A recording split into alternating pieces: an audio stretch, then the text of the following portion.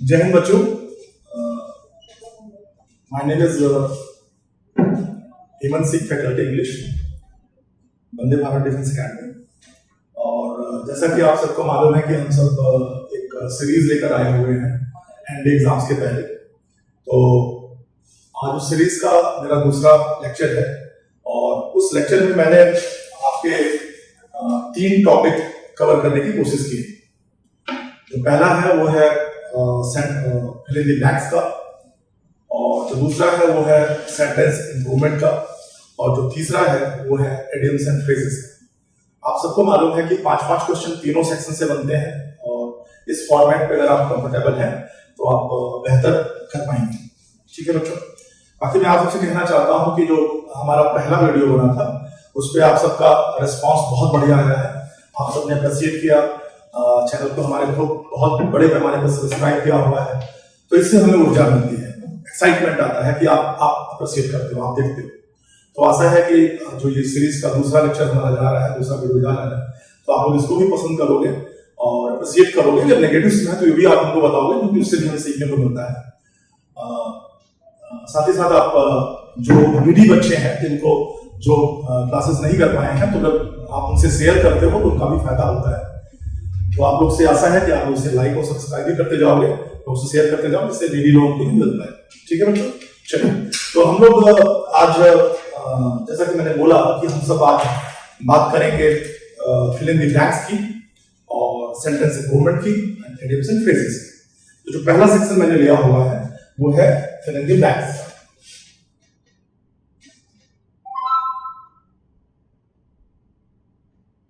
Fill in the blanks, ठीक है बच्चों।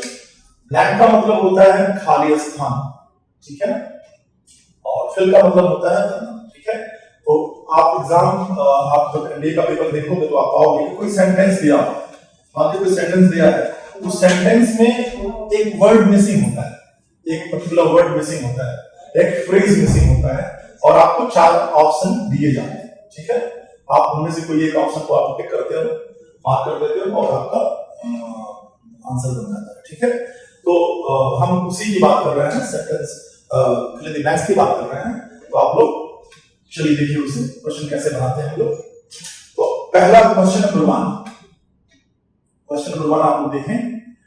क्वेश्चन आपको स्क्रीन पर दिखाई दे रहा होगा, देखिए उधर। The birds voice was speaking that's all line under stars. ठीक है, और आपके 4 ऑप्शन है। Option A 2, option B 4, option C 8, option D in. ठीक है, तो जरा ध्यान से देखिए। और बच्चों आप सबको मालूम है कि जब भी आप कोई भी एग्जाम जो इस टाइप का होता है, जिसमें ऑब्जेक्टिव टाइप क्वेश्चंस आते हैं, एमसीक्यूज आते हैं, तो आपको करना क्या होता है। अगर A B C D 4 option दिए हुए हैं तो आप करते क्या? अब ऐसा नहीं कि अगर आपको लगता है कि ये हमारा आंसर है तो हमने उसे मार्क कर दिया और हम खुश होने लगे। हो सकता है उससे बेहतर आंसर आपका बी हो या सी हो। ठीक है, तो आपको बहुत जल्दी में आंसर नहीं देना चाहिए। पहले आप 4 ऑप्शन को आराम से देखिए, समझिए उसे। हो सकता है ए से बेहतर डी हो या सी हो, तो इस आप आंसर देने से पहले 3 जो और ऑप्शंस हैं उनको आप पहले आपको गलत काटिए, वो गलत है आपसे। ठीक है, तो मान लीजिए हो सकता है डी गलत हो, सी गलत हो, बी गलत हो। पहले इन्हें आपको प्रूव करना होता है कि ये रॉन्ग है, ये आंसर रॉन्ग है। तब आप ए को या बी को या सी को, किसी को एक को आप मार्क करते हो कि वो आंसर आपका है। ठीक है बच्चों, तो जो मैंने पहला क्वेश्चन आपको बोला, आपको स्क्रीन पर दिखाई दे रहा है क्वेश्चन नंबर 1, उसको जरा आप ध्यान से देखिए। बोल क्या है, क्वेश्चन क्या है। The birds voice was speaking, जो चिड़िया थी उसकी जो आवाज थी, speaking all line under stars. Under stars, under का मतलब होता है नीचे, स्टार मतलब ये चांद सितारे। ठीक है ना, तो ये जो दुनिया है, हम लोग कहते हैं ना अंडर दिस ब्लू मून या अंडर द स्काई या अंडर द स्टार। इसका मतलब है उस आसमान के नीचे रहने वाले लोग। कोई चिड़िया है, मान लीजिए वो गाने गा रही है या कुछ कह रही है, तो लोगों से कह रही है। अब ध्यान दीजिएगा, ये इतना आसान क्वेश्चन नहीं है। The birds voice was speaking all line in the stars. पूरी दुनिया जो नीचे है स्टार से, उससे वो बात कर रही है, जहां पे है वो उनसे बात कर रही है। तो देखिए ऑप्शन है 2, मान लीजिए हम ऑप्शन ए 2 के साथ जाना चाहें, speaking to all line stars, speak के साथ टू प्रेपोजिशन लगता है तो अभी तो हमें खुश हो जाना चाहिए, कोई हमें आंसर मिल गया। लेकिन मैं आपसे कह रहा हूं कि अभी खुश मत होइए, हो सकता है ये गलत हो। तो आप जाइए ऑप्शन बी पे, वो लिखा हुआ है फॉर। स्पीक फॉर भी होता है जब हम किसी के लिए बोलते हैं, मतलब कोई भी व्यक्ति जिसके साथ अन्याय हो रहा हो, अगर आप उसके लिए आवाज उठाते हो तो आप स्पीक फॉर करते हो।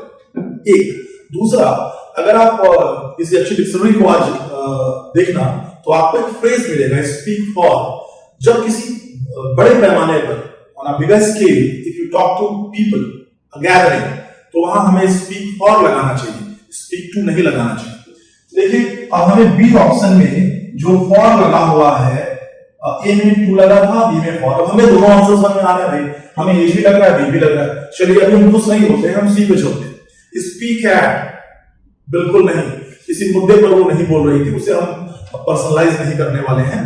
और स्पीक इन, लोगों के अंदर बोल रही है, ऐसा भी नहीं है, वो बोलेगी, वो अंतरात्मा की आवाज नहीं है, वो बोल रही है, फिजिकल ऑब्जेक्ट वो दिखाई देगा, ठीक है। तो बच्चों हमने देखा कि सी और डी ऑप्शन जो है वो बिल्कुल रॉन्ग है, उन्हें हमने ऑड मैन आउट कर दिया, काट के बाहर कर दिया। अब हमारे पास दो ही ऑप्शन बच रहे हैं, ऑप्शन ए और ऑप्शन बी। हम टू लगाएंगे, फॉर लगाएंगे। तो ध्यान दीजिए बच्चों, ये तो चिड़िया है, मान लीजिए कोई वो किसी के लिए ऑमिनस है, शुभ है, या उसकी आवाज बहुत मीठी लगती है, तो उस कंडीशन में आप क्या लगा सकते हैं? तो वो that particular bird is addressing a large gathering through her voice, तो आपको फॉर के साथ जाना चाहिए, आपको फॉर लगाना है वहां पर। You have to go like you have to do certain pondering while watching the question. जब आप क्वेश्चन कर रहे हो तो आप थोड़ा पॉन्डर कर लें। पॉन्डर में आप सब जानते होंगे ना, पॉन्डर का मतलब क्या होता है? पॉन्डर का मतलब म्यूज होता है। म्यूज का मतलब क्या होता है आप लोग? थिंक होता है। थिंक का मतलब क्या होता है? मेडिटेट। मेडिटेट का मतलब क्या होता है? ब्रूड। देखिए बहाना था ना, हमने अपने 5 सिनोनिम्स इसी में रिवाइज कर लिए। पॉन्डर का मतलब सोचना, चिंतन मनन करना। म्यूज का मतलब चिंतन मनन करना, म्यूज का मतलब फ्रेंड भी होता है। थिंक का मतलब सोचना, चिंतन मनन करना। मेडिटेट या ब्रूड, या आप कह दीजिए रूमिनेट। रूमिनेट का मतलब भी सोचना, चिंतन करना, विचार करना, और जानवरों का जुगाली करना, ठीक है। ये सारे वर्ड सिनोनिम्स हैं। मैंने आपसे बोला, आपने मेरे ख्याल से आप क्वेश्चन नंबर 1 आपसे बन चुका होगा। अब हम लोग मूव ऑन करते हैं और अगले क्वेश्चन की तरफ चलते हैं, ठीक है बच्चों। आप लोग स्क्रीन पर बने रहिए, स्क्रीन पर देखते रहिए। अगला क्वेश्चन क्लास हो रहा होगा, क्वेश्चन नंबर 2 पर जाते हैं। क्वेश्चन नंबर 2 फ्लैश हो रहा होगा, आप देखिए उधर। The shepherd was looking after the dash of sheep। shepherd का मतलब आप सबको मालूम है, एक ऐसा व्यक्ति जो भेड़ बकरी को चराता है, गलेरिया सब इस्तेमाल करते हैं। was looking after, तो आप सबको मालूम है कि look after होता क्या है प्यारे बच्चों? आप सबको मालूम है look after का मतलब देखभाल करना होता है, ठीक है। अगर मैं बोलूं look into तो किसी चीज की जांच करना, look for किसी चीज की तलाश करना। ये सारे फ्रेजेस आपने पढ़े होंगे, सारी बेसिक बुक्स में दिया रहता है। आपको कभी ना कभी इन सब चीजों को देखते रहना चाहिए, पढ़ते रहना चाहिए, रिवाइज करते रहना। The shepherd was looking after the dash of sheep। तो आप ध्यान दें कि भेड़ है और वो उनको देखभाल कर रहा है। तो क्वेश्चन में ऑप्शन जरा देखिए, तो पहला है ऑप्शन ए, दिया हुआ है CREW। ऑप्शन बी आपको स्क्रीन पर दिखाई दे रहा होगा, GANG gang. Option C fleet, FLEET fleet. Option D FLOCK flock. आपको चारों ऑप्शन दिखाई दे रहे होंगे, आप ध्यान दो बच्चों। क्रू है, गैंग है, फ्लीट है एंड फ्लॉक है, ठीक है ना। तो आप सब ने जरा ध्यान दीजिए, मैंने आप सबको बोला कि कुछ ऐसे वर्ड्स होते हैं जो बहुत कॉमन हो जाते हैं। जैसे अक्सर आप कभी किसी प्लेन हाईजैक या प्लेन कहीं क्रैश कर गया तो आप न्यूज़पेपर में पढ़ते हो क्रू डाइड, या क्रू विल सेव। तो आप बताएं क्रू है क्या? क्रू का मतलब होता है उन टेक्नीशियंस का ग्रुप जो किसी टेक्निकल मशीन को चलाता है, उसे रन करता है, उसे फ्लाई करता है, तो आप सबसे क्रू बोला, ठीक है ना। जो फिल्म का जो क्रू होता है, मतलब फिल्म को शूट करते हैं, उनको भी हम क्रू बोलते हैं, ठीक है ना। अब आप आए गैंग पे। ये सारे कलेक्टिव नाउन्स हैं, गैंग पे हैं। तो गैंग किसे कहते हैं? लोग कहते हैं ना गैंग उसका बदमाश का गैंग है, तो गैंग ऑफ क्रिमिनल्स बोलते हो। अब आप फ्लीट पे आओ, तो फ्लीट ऑफ बसेस आप बोलते हो, ठीक है ना। और फ्लॉक, अब देखिए यहाँ पर क्वेश्चन क्या है, सिर्फ जो भेड़े हैं उनका समूह, तो आप सबको मालूम है कि भेड़ों के समूह को हम फ्लॉक कह सकते हैं। तो आपका आंसर क्या है बच्चों? फ्लॉक। क्लियर है ना आप सबको? आंसर आपका फ्लॉक। कलेक्टिव नाउन इतना आसान, बिल्कुल आसान, ठीक है ना बच्चों। अब जरा ध्यान दो, अब यही फ्लॉक जिसे आप झुंड कह रहे हो ना, FLOCK फ्लॉक, ये झुंड है। अब इसके अलावा ये कर क्या सकता है? ये वर्ब बनता है, ये वर्ब भी है। इसका मतलब होता है घेरना, टू गैदर अराउंड, किसी व्यक्ति के आसपास इकट्ठा हो जाना, किसी बॉडी के खिलाफ आसपास इकट्ठा हो जाना, तो फ्लॉक होता है, फ्लॉक इकट्ठा होना। तो आप जानते रहिए बच्चों। मेरे ख्याल से आपने ये क्वेश्चन कर लिया होगा। अब हम लोग मूव ऑन करेंगे क्वेश्चन नंबर नेक्स्ट के लिए, और वो क्वेश्चन फ्लैश हो रहा होगा स्क्रीन पे, आप ध्यान दीजिए। हमारा क्वेश्चन है अगला, क्वेश्चन नंबर 3। अगला क्वेश्चन क्या है हमारा, बताएं? Question number 3। Let us talk about that. Question number 3. Many of us believe that science is something modern. The truth is otherwise. Many of us believe, हमें से ढेर सारे लोग विश्वास करते हैं, that का मतलब कि साइंस इज समथिंग मॉडर्न, जो विज्ञान है ये आधुनिक विषय है। Dash, the truth is otherwise. Truth is otherwise. सत्य अलग है, सत्य विपरीत है। देखिए बच्चों, तो आपको बिल्कुल अनुमान हो गया होगा कि यहां हमें कोई ऐसा वर्ड चाहिए जो दोनों विपरीत सेंटेंसेस के बीच, मतलब एक कुछ और कह रहा है, दूसरा उसके बिल्कुल पलट, उसके उल्टा कह रहा है। तो हमें उसके वो वर्ड चाहिए, ठीक है। आप ध्यान दीजिए, आपके ऑप्शंस क्या क्या हैं। ऑप्शन ए अनलेस, नहीं तो। आप लगा के देख लें, ऑप्शन ए लगा दें आप। Many of us believe that science is something modern unless the truth is otherwise. तो अनलेस यहां लगी नहीं है, बिल्कुल कोई चांस नहीं। आप जाए 2 पे, यद्यपि। मेरे ख्याल से आप समझ गए होंगे सारा मेरा, ये आंसर है आपका, दो द ट्रुथ इज अदरवाइज, जबकि सत्य इसके विपरीत है। कहा क्या गया, क्वेश्चन जरा ध्यान दीजिएगा, अपनी मदर टंग में आप जाइए। Many of us believe that science is something modern. हम में से ढेर सारे लोग बिलीव करते हैं, विश्वास करते हैं कि साइंस एक आधुनिक विषय वस्तु है, दो द ट्रुथ इज अदरवाइज, लेकिन यद्यपि जो सत्य है वो इसके विपरीत। हमें आंसर मिल चुका है, लेकिन हम खुश नहीं होंगे। अभी हम जो बचे हुए ऑप्शन हैं उनको हमें देखना चाहिए, हो सकता है वो इससे बेहतर हो। तो अगला ऑप्शन है इफ। लगा के आप सोच लें क्या ये बन सकता है। बिल्कुल कोई चांस नहीं है, ऑड मैन आउट करिए आप उसे।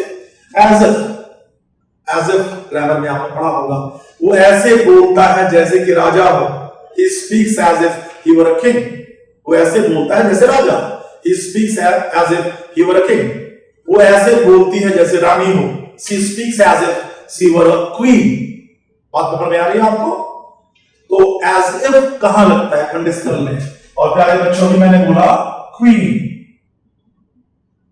और मैं आप सबको बताता रहता हूं क्वीन क्या है। आप लोग 2013 का एनडीए का पेपर उठा के देख लें तो ये क्वीन आया हुआ है, ठीक है ना। ये क्वेश्चन आया हुआ है, सिनोनिम्स पढ़िएगा। ये QUEE क्वीन क्या होता है, तो आपने बोला रानी होता है, किंग का क्वीन, ठीक है ना। अब वैसा ही क्वीन ये भी है, ये कहीं ना कहीं होमोफोन्स हैं, ये आप एयरफोर्स और नेवी के एंगल से हिसाब से तैयार कर सकते हैं। लेकिन आप एनडीए के सिनोनिम्स का क्वेश्चन है, तो आप समझे जरा इसे, ये है क्या क्वीन। क्वीन का मतलब होता है डायन या दुष्ट स्त्री, ऐसी स्त्री जिसे लोग डायन या दुष्ट कहते हैं। तो अब एक अच्छा सा ये जोक भी है कि आप किसी को कह सकते हैं सी इज ब्लडी क्वीन, अगर वो समझती है, समझ जाए तो आप कह दीजिए नहीं मैं आपको क्वीन कह रहा था, आप रानी है, लेकिन आप इसे कह सकते हैं, इस्तेमाल कर सकते हैं। तो एक बहाना था बच्चों, आप इसे याद रखिएगा, क्वीन का मतलब दुष्ट औरत या डायन भी होता है। फिलहाल हमारा क्वेश्चन जो था क्वेश्चन नंबर 3, उसका आंसर है 2, क्योंकि वो यद्यपि की बात कर रहा है, वो विपरीत चीजों को, दो विपरीत सेंटेंसेस को एक साथ खड़ा कर सकता है। तो हमने 2 का यूज किया और वो आंसर हमारा बी है। क्वेश्चन नंबर 3 का आंसर हमारा बी है। अब हम मूव ऑन करेंगे बच्चों अगले क्वेश्चन के लिए, और वो क्वेश्चन है क्वेश्चन नंबर 4। और आप ध्यान दें, स्क्रीन पे क्वेश्चन फ्लैश हो रहा है। Question number 4, my food and my repose were salted. देखें, मेरा खाना और माई रिपोज, रिपोज क्या है बच्चों? देखें, आप सबको मालूम है POSE, पोज।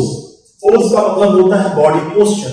आपका जो बॉडी पोस्चर है, आप कहते हैं ना आप वो किस पोज में खड़ा है, इस पोज में हम आपकी फोटो लेंगे। तो पोज का मतलब होता है शारीरिक भाव भंगिमा, जैसा एक बॉडी लैंग्वेज हमारा बन जाता है। अब उसके पहले क्या लगा दिया उसने? रिपोज, एक डिफरेंट वर्ड बन गया। रिपोज का मतलब होता है when you rest, when you sleep, that particular state is called repose। ये वर्ड आपको क्लियर होगा। My food and my repose were salted। salt का मतलब क्या होता है बच्चों? नमक। नमक, salt से वर्ब बनाया, salted कर दिया, नमकीन बनाना। मतलब मेरा खाना और मेरा रहन सहन, जैसे जैसे मैं आराम करता था, सब बड़ा नमकीन था। नमकीन का सेंस बड़ा मजेदार होता है, अच्छा होता है। चलिए, तो हमें इस क्वेश्चन में, क्वेश्चन नंबर 4 में हमें बिल्कुल स्टार्ट में ही हमें ब्लैंक मिल चुका है, डैश मिल चुका है, और हमें वहां पे वर्ड फिल करना है। जरा ध्यान दीजिएगा। अब आपके सामने 4 ऑप्शन है, ठीक है? आप 4 ऑप्शन पे आइए। None of, all of, both of. देखें आप, none of my food and my repose. देखें, आप सबको मालूम है आइदर, नाइदर, नन, ये आप पढ़े रहते हैं कि जब हम 2 की बात करते हैं तो हम आइदर नाइदर लगा देते हैं या बोथ लगा देते हैं। और नन हम कब लगाते हैं? जब हम 2 से ज्यादा, मतलब 3 से ज्यादा की बातें करना शुरू करते हैं तो हम नन लगाते हैं। तो नन आपका तो 2 ही की बात की जा रही है, नन की बात नहीं आ रही है। All of my food and my repose. आप देखिए, फूड को ऑल ऑफ लगाना मतलब कई तरह के खाने वाली बात यहां नहीं है। अगर कई तरह के खाने की बात होती तो हम डिशेस कहते हैं, ठीक है ना? तो यहाँ पे माई फूड है, फूड एक सिंगल आइटम है, ठीक है ना? तो आप ऑल ऑफ लगाकर उसे गिनकर अलग अलग जोड़ रहे हैं, ऐसा नहीं है। तो आप चाहे both my food and my repose were salted, both हमें बेहतर ऑप्शन लग रहा है कि बोथ ऑफ ही है, both of my food. Both of my ये सुटेबल नहीं है, आपने इसे कभी नहीं पढ़ा होगा। बोथ ऑफ माई मतलब रियल है, ये रियल स्ट्रक्चर है। तो आप कहां जा रहे हैं? आप लगा रहे हैं C option, both my food and my repose were salted. ये आपका आंसर है क्वेश्चन नंबर 4। ये बन चुका है। अब हम चलते हैं क्वेश्चन नंबर 5 पे। क्वेश्चन नंबर 5 देखिए बच्चों, आपका स्क्रीन पे क्वेश्चन फ्लैश हो रहा है, ध्यान से देखिए। India will dash archrival Pakistan in the finals. India, आपके न्यूज़पेपर का तो बिल्कुल कॉमन सा वर्ड है कि इंडिया अपने प्रतिद्वंदी, चिर प्रतिद्वंदी, मतलब सबसे बड़ा जो प्रतिद्वंदी हो, जिससे बहुत मतलब टक्कर की फाइट होती हो, उसके साथ फाइनल खेलने वाला है। कोई मैच है, may be it is a cricket match और समथिंग लाइक दैट, इंडिया खेलने वाला है। तो अब आप देखें डैश दिया हुआ है टेक आफ्टर। पहला जो ऑप्शन आपका है टेक आफ्टर। ऑप्शन ए क्या है आपका बच्चों? Takes after. बताएं, India will take after archrival Pakistan. बताएं, टेक आफ्टर कभी आपने पढ़ा? तो ये बहुत ये कितना बढ़िया सा फ्रेज है, आप ध्यान दें। टेक आफ्टर का मतलब होता है के जैसा दिखना, ठीक है ना? तो इंडिया पाकिस्तान के जैसा दिखाई दे रहा है, ऐसा तो कुछ होने वाला नहीं। यहाँ तो दोनों चिर प्रतिद्वंदी हैं, कट्टर टीमें हैं, आपस में लड़ती हैं मैचेस में, तो ये वर्ड तो वहां सुटेबल नहीं है।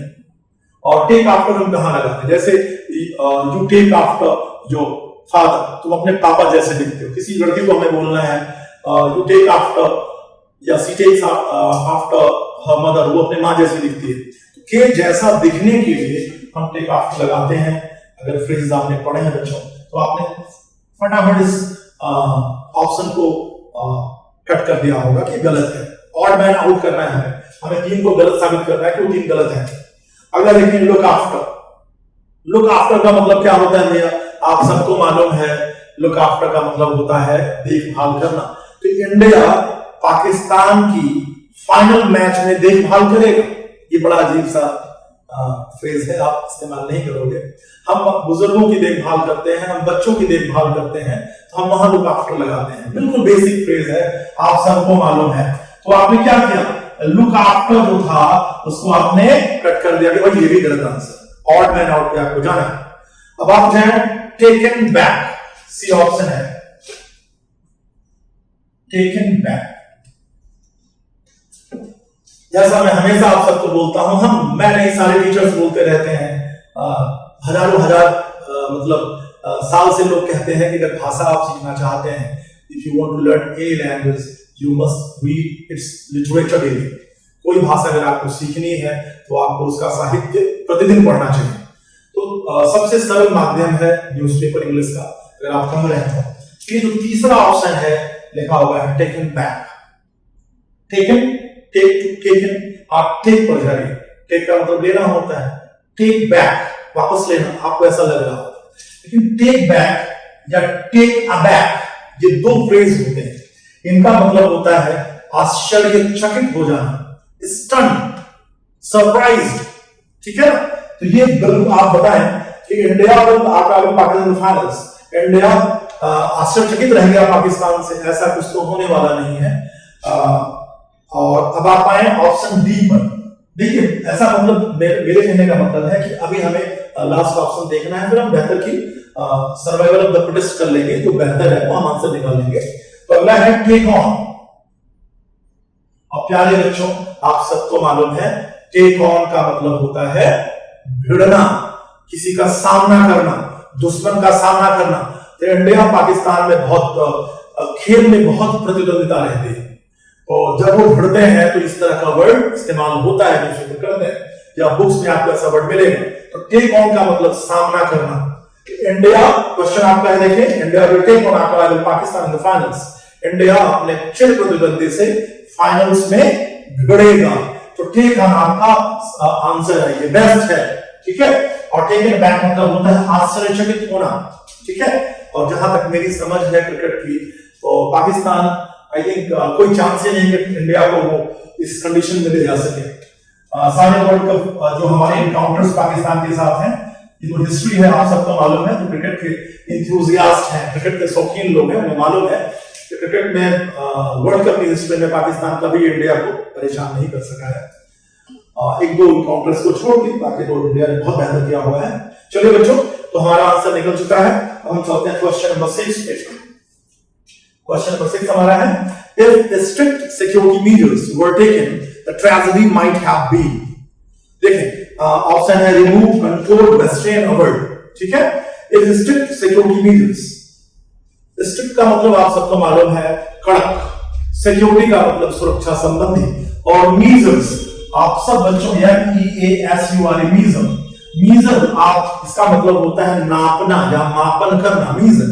कि जैसे ही आप इसमें एस लगा देते हो तो ये क्या बन जाता है, मीजर्स मतलब कदम, ठीक है, मतलब उपाय।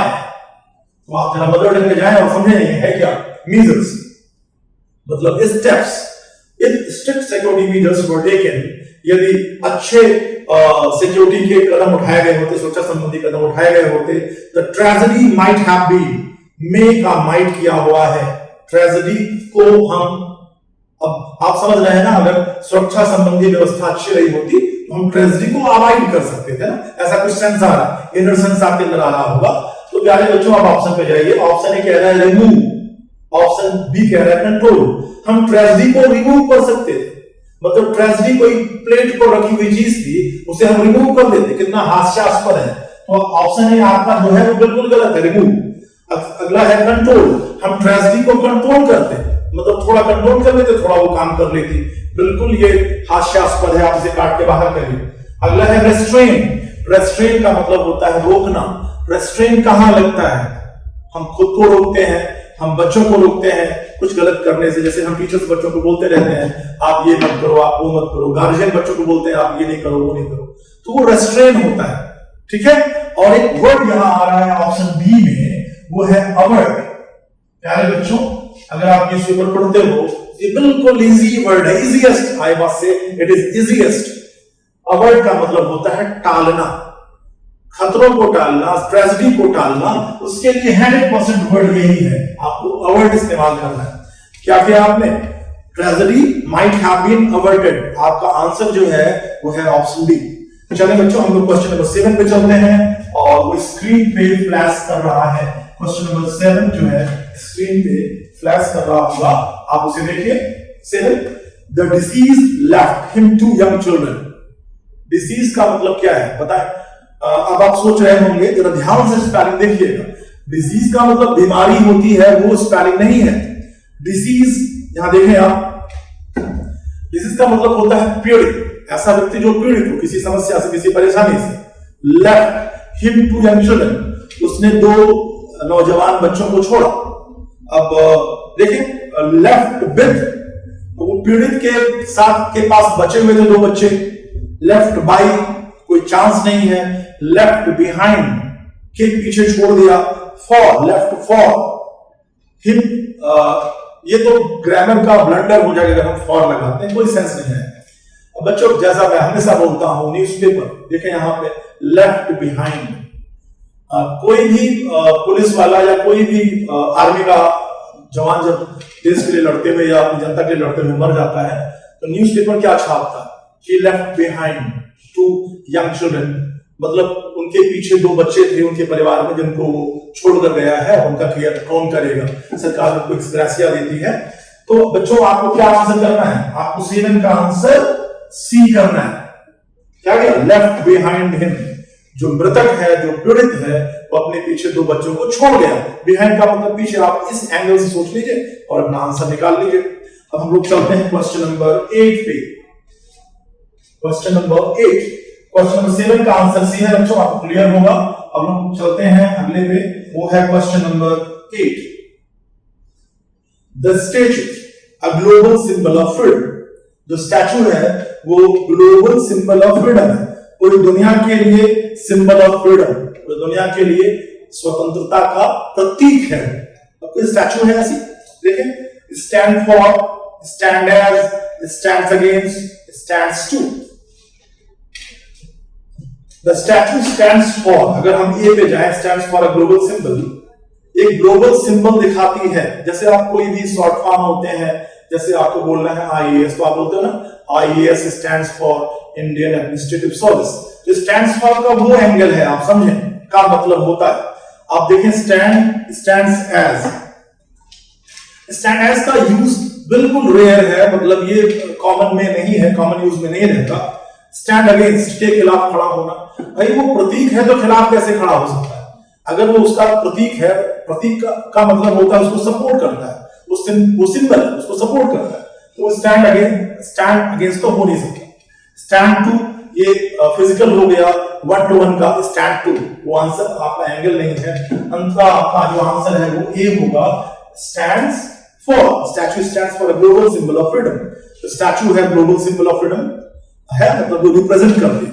प्यारे बच्चों, तो अब हमने अपना एक सेक्शन कंप्लीट कर लिया है, वो था फिल इन द ब्लैंक्स का। अब हमें अपने नए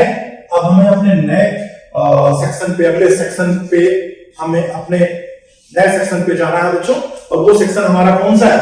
वो है हमारा सेंटेंस इंप्रूवमेंट। आपको इंस्ट्रक्शन दिख रही होगी और क्वेश्चन नंबर हमारा है 9, क्वेश्चन नंबर 9 वो है सेंटेंस इंप्रूवमेंट का। मतलब आपको 4 ऑप्शन दिए जाते हैं और एक अंडरलाइन पोर्शन को सेंटेंस में होता है, हमें देखना होता है कि क्या हम उस अंडरलाइन पोर्शन को हटा सकते हैं, रिमूव कर सकते हैं, या अगर नहीं तो आप नो इंप्रूवमेंट लिख देते हैं। आप सब इस फॉर्मेट से परिचित हो बच्चों। चलिए क्वेश्चन देखते हैं हम लोग। We must have serious reading for mind as we need wholesome and nutritious food for the body. Question कितना आसान है, कह रहा है we must have serious reading, हम सबको कुछ ना कुछ पढ़ते रहना चाहिए, कुछ गंभीर पढ़ते रहना चाहिए। आप कुछ लिटरेचर पढ़ते रहिए, कुछ अच्छी किताबें पढ़ते रहिए। रीडिंग फॉर द माइंड, अपने दिमाग के लिए हमें पढ़ते रहना चाहिए। एज वी नीड, जैसे हमें जरूरत होती है, होलसम एंड न्यूट्रिशियस फूड, एक अच्छा और बैलेंस खाना हमें चाहिए होता है, बैलेंस डाइट चाहिए होती है, न्यूट्रिशियस पोषक फूड फॉर द बॉडी, अपनी बॉडी के लिए। जैसे हमें अपनी बॉडी के लिए बैलेंस डाइट और न्यूट्रिशियस फूड चाहिए होता है, वैसे ही हमें अपने दिमाग के लिए, अपने दिमाग को साफ बनाने के लिए, माइंड को साफ करने के लिए हमें अच्छी किताबें चाहिए होती हैं, उनको हमको पढ़ते रहना चाहिए। तो प्यारे बच्चों, आपको क्वेश्चन फ्लैश हो रहा है, उसमें दिख रहा होगा क्वेश्चन नंबर 9 में एज वी नीड को अंडरलाइन किया हुआ है और आपसे पूछा जा रहा है कि क्या उसको हम हटाकर ऑप्शन ए बी सी में से कोई भी ऑप्शन वहां लगा सकते हैं, और यदि नहीं, मतलब वो जो दिया गया है सेंटेंस में यदि सही है तो हमें नो इंप्रूवमेंट का ऑप्शन डी लगा देना है। तो ध्यान दीजिए, अब ऑप्शन ए पे जाइए। ऑप्शन ए आपका क्या है? Like we need. Option B है like as we need.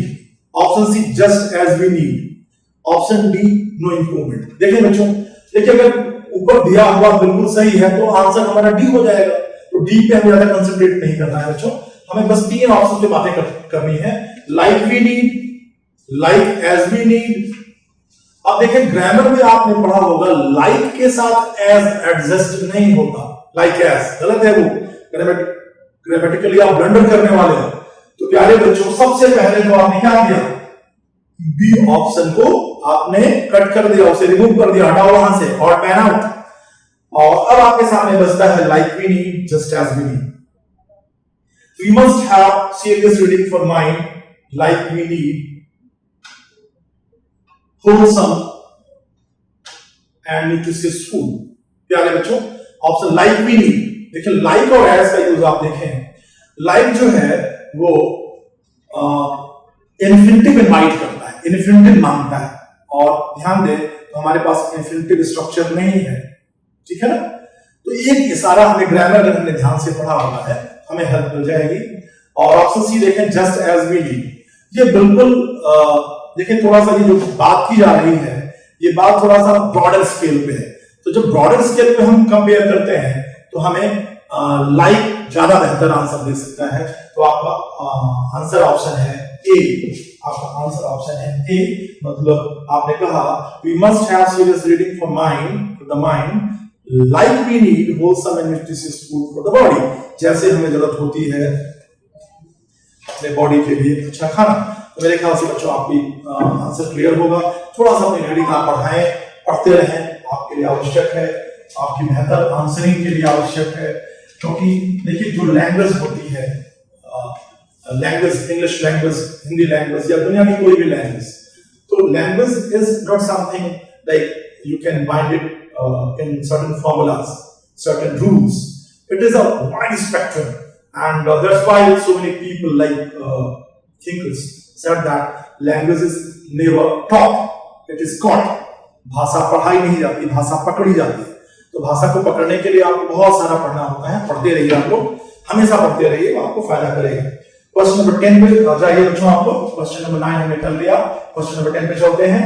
I came up these old photographs when I was cleaning the cupboard। I came up, अब केम अप को इससे अंडरलाइन किया है, कहना चाह रहा है कि जब मैं अपनी कपबोर्ड को साफ कर रहा था तो मुझे ये ओल्ड फोटोग्राफ्स मिली थी। तो अब देखें, I came up these old photographs. अब पहला ऑप्शन आपका है came with, I came with these old photographs, पहला है ऑप्शन ए आपका। ऑप्शन बी है केम अक्रॉस, अचानक मेरी मुलाकात हुई फोटोग्राफ से। Option came at, option D no improvement. देखिए बच्चों, came up, come up with idea होता है, लोग कहते हैं ना कम अप विद, वो नए थॉट के साथ आया, तो ये आइडिया के साथ जुड़ता हुआ वर्ड है।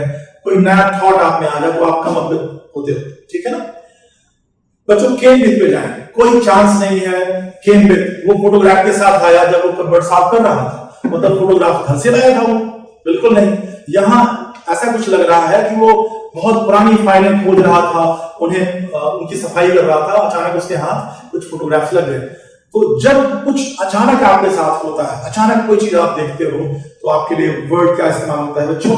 तो होता है ऑप्शन बी आपका came across. Came across. Came across का मतलब होता है अचानक मुलाकात होना, अचानक सामने पड़ना, चाहे वो कोई इंसान हो या चाहे कोई भी विषय वस्तु हो, चाहे कोई सामान हो जो पुराना पड़ा हुआ था अचानक आपके सामने आ गया। तो प्यारे बच्चों आपका आंसर क्या है? Came across. I came across these old photographs.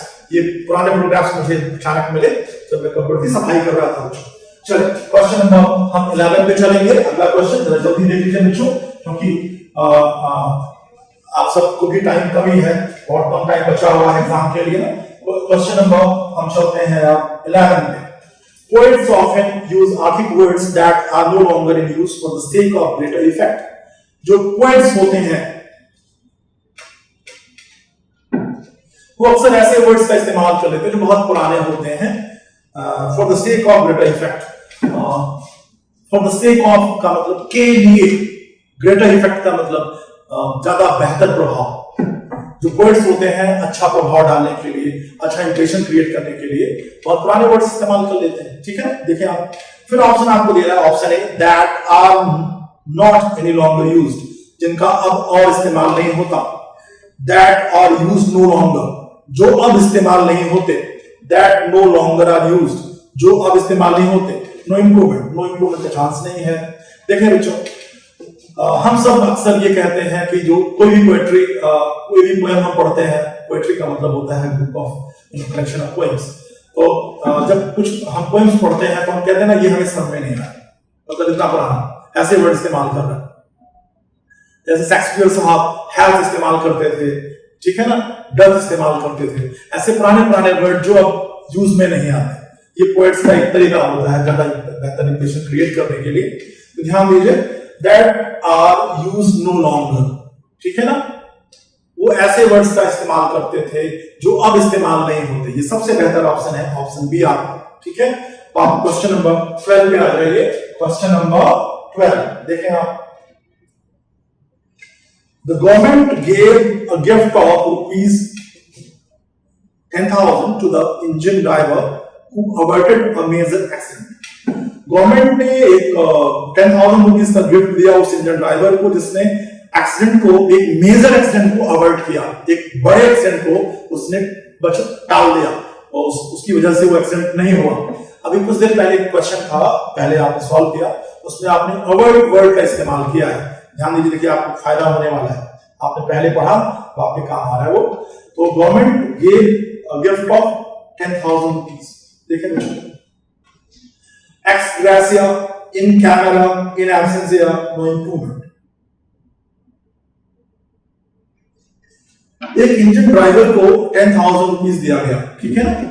अब गवर्नमेंट ने दिया उस इंजन ड्राइवर को, जो गिफ्ट वर्ड इस्तेमाल हुआ है। गिफ्ट हम देते हैं लोगों को, जैसे किसी की आप किसी पार्टी में जाते हो, आप बर्थडे पार्टी में जाते हो, आप तो गिफ्ट देते हो ना किसी को।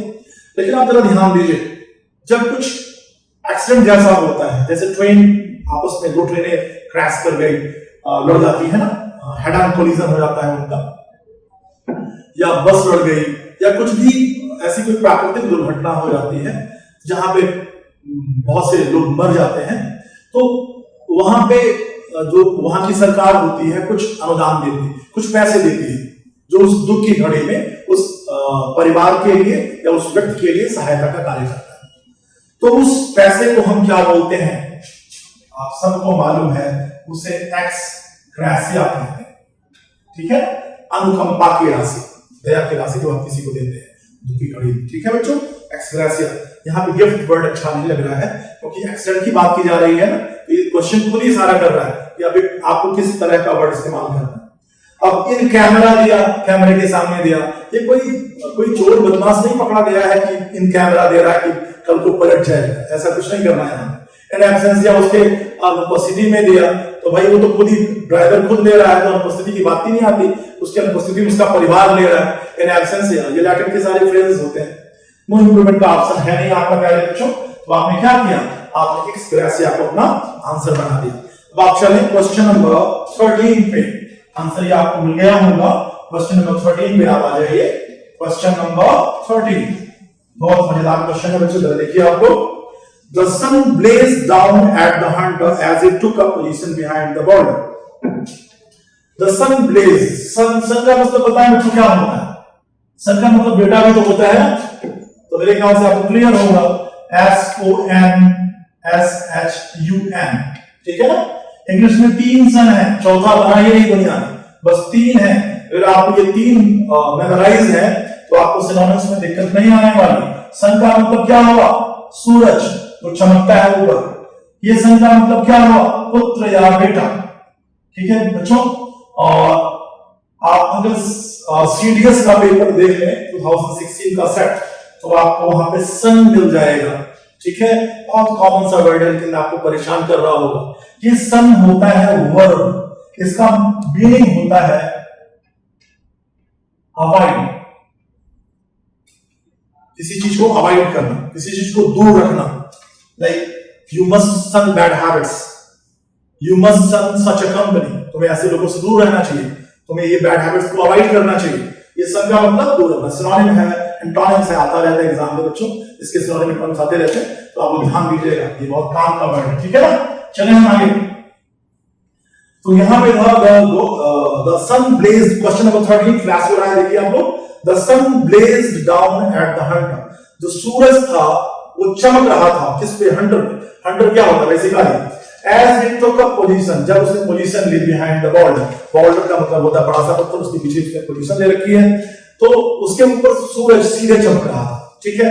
आप ध्यान दें, blaze down at the hunter, blaze down जला रहा था नीचे उसको, मतलब ऊपर से नहीं नीचे से जला रहा था। ये बड़ा अजीब सा सेंस हो गया ना, आपको हंसी आ रही होगी, बेहतर आप जरूर चले आगे भी जाए, आपको कुछ बदलना तो होगा। ऑप्शन ए आपका क्या होगा? अगेंस्ट द हंटर, उस हंटर के खिलाफ था सूरज।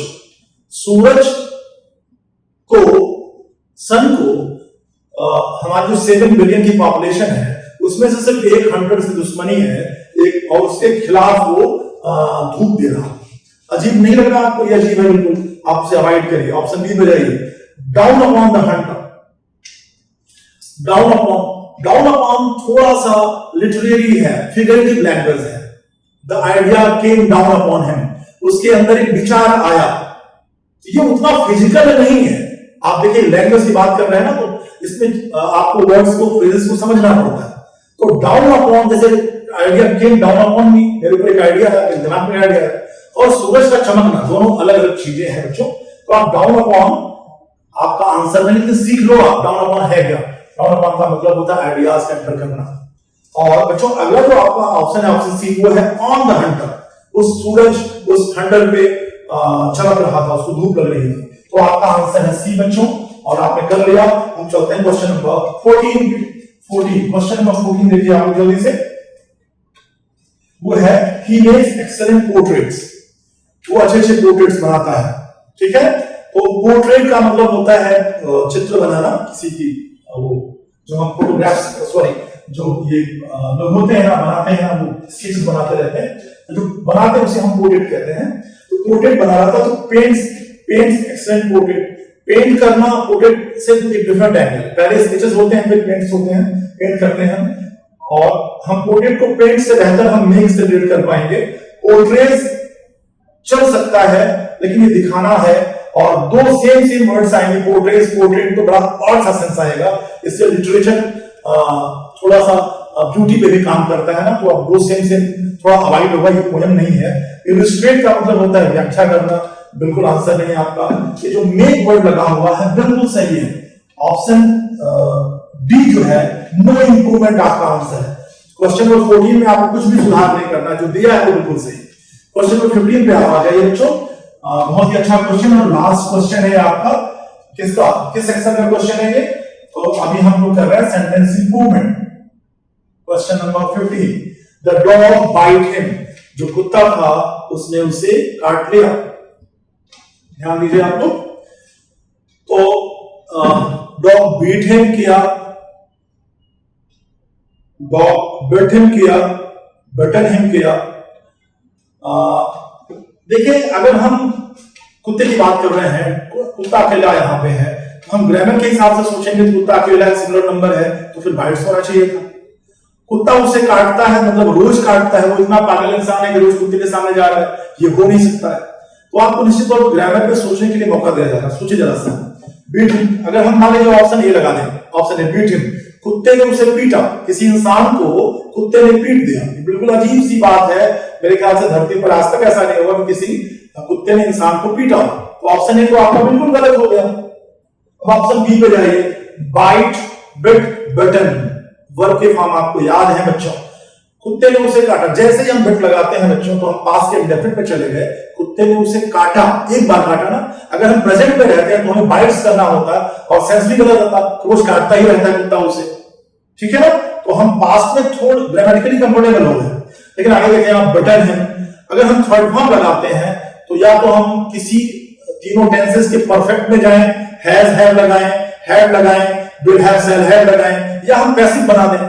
ये कंडीशन है नहीं, हमारे पास कोई हेल्पिंग वर्ब भी नहीं है और हमें बस अंडरलाइन पोर्शन में सुधार करना होता है। तो प्यारे बच्चों, आपका आंसर है बी। आपका आंसर क्या है?